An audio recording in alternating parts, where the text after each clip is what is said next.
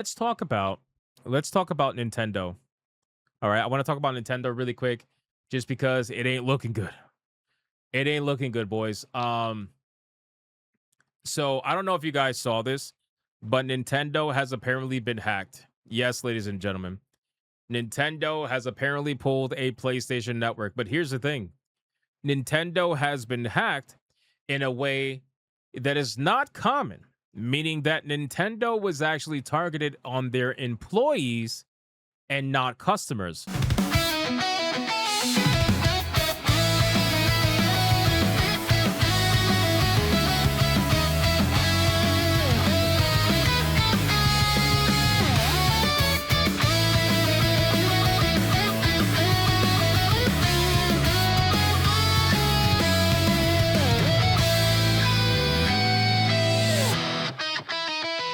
Thank you so much for watching this video, and if you guys want to see more content like this, make sure to hit that subscribe button and join me every single day 9 p.m. over on the main channel, where you can catch me live every single day 9 p.m. Eastern. I hope to see every single one of you there. Now back to the main video. Now that's the plot twist, right? Because normally it's always customer data that is being leaked or hacked or whatever.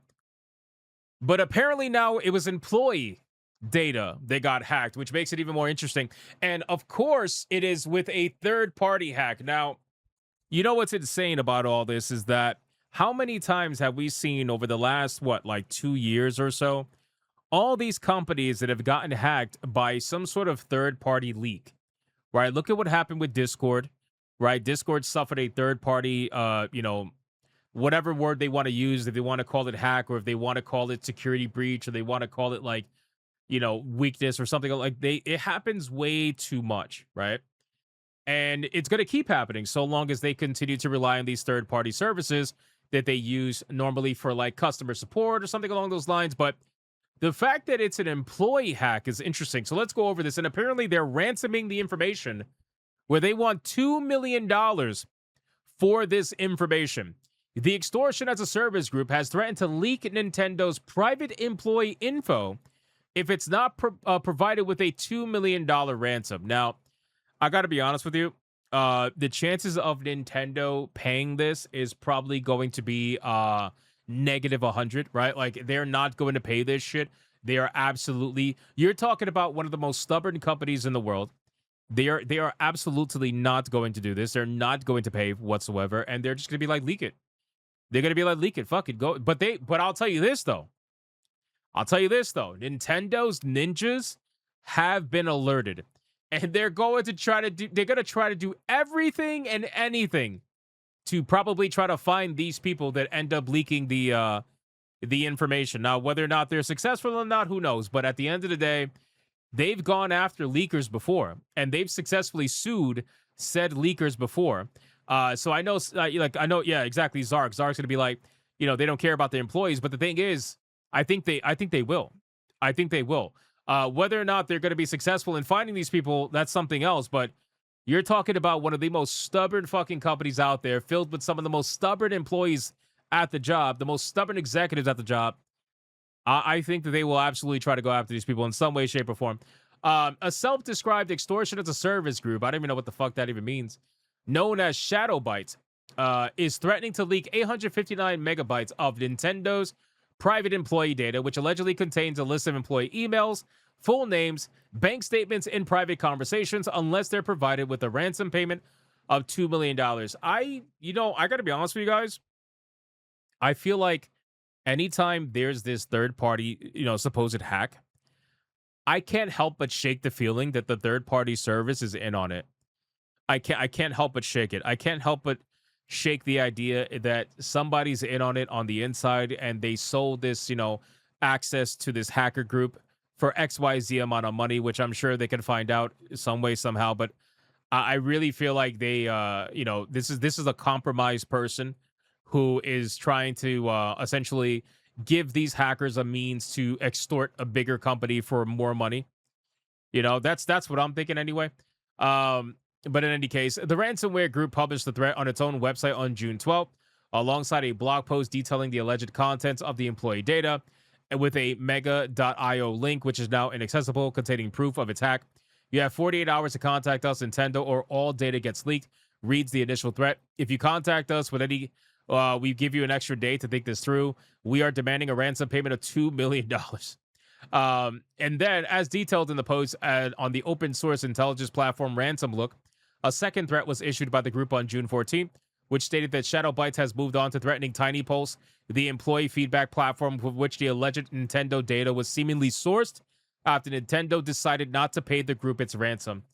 I told you they're not going to pay this shit. They're not going to pay this shit. Like, of course not. TinyPulse, you have until June 16, 2026 to contact us via Telegram or email that we have sent you.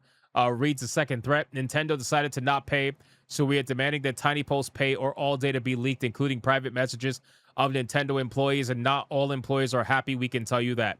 Private messages are not becoming private if TinyPulse doesn't reach an agreement with us. TinyPulse is the employee engagement and feedback solution service that allows companies to measure and this is one of those HR fucking services, bro. This is what okay. So this is one of those HR services, right? So basically what it is, it's like it's a service that the company will provide another company where they can perform like anonymous feedback, or sometimes not even anonymous feedback, but they will do feedback from the company that is external outside the company so that they can claim no bias when reviewing the information, essentially. It's kind of like a survey kind of thing. Sometimes even goes well beyond that too. But that's what this is, and all that information is about to be leaked. So basically, if the employees were complaining about Nintendo, and if they had something to some gripe with Nintendo or whatever the case may be, all that information is going to become available now, and people are going to see what the employees think about Nintendo. At least the ones that are, I guess, unhappy with the company. So, although I'm sure there's going to be some in there that are happy. But anyway, this is meant to measure and improve company culture, increase employee retention, and enhance performance by promoting better communication. Essentially, it's sort of a middle ground between Slack and a message board, which allows employees to discuss or raise concerns about the company that they work for. One user on X had posted screenshots of some of the alleged info seemingly contained within the link featured in Shadow Bytes' ransom post. According to the user, they were able to access the full content of Shadow Bytes' ransom because for one of the proof screenshots, they forgot to blur the download link to the content, so their ransom is worthless, basically. Oh, no. Oh, my God. No, what are we doing? What are we doing?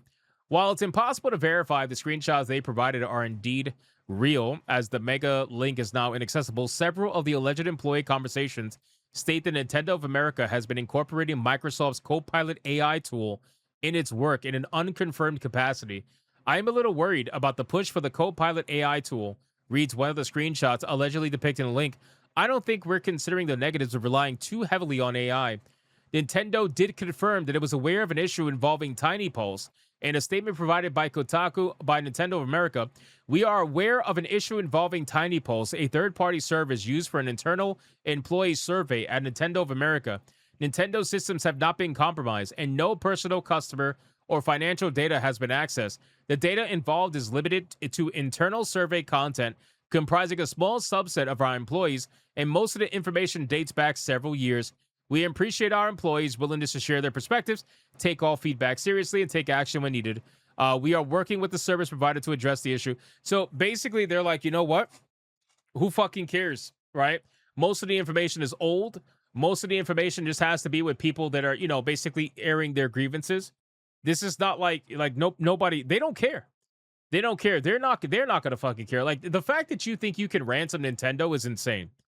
And at this point, what's really going to happen? When they say they're handling things with TinyPulse, they are either going to find out who's the person that got breached, or they're just going to fire TinyPulse. That's really what it's going to be. They're going to be like, you know what? We'll just use another service. You guys got fucking hacked. You guys got compromised. We don't want to use you anymore. And they're going to fire that company, and they're going to find someone else. That's probably what's going to end up happening. So anyway, pretty damn insane situation. I found out about this today while I was playing Lego Batman, which, by the way, I beat Lego Batman. Amazing game. But yeah, I found out about this today, and I was like, wait, what? Nintendo got hacked? At first, I thought this was customer information. At first, I thought, this was like, a typical hack, customer information, banks information, whatever the case would be. That's what I thought it was. I didn't think it was employee information. And to be honest with you, I don't think most people care.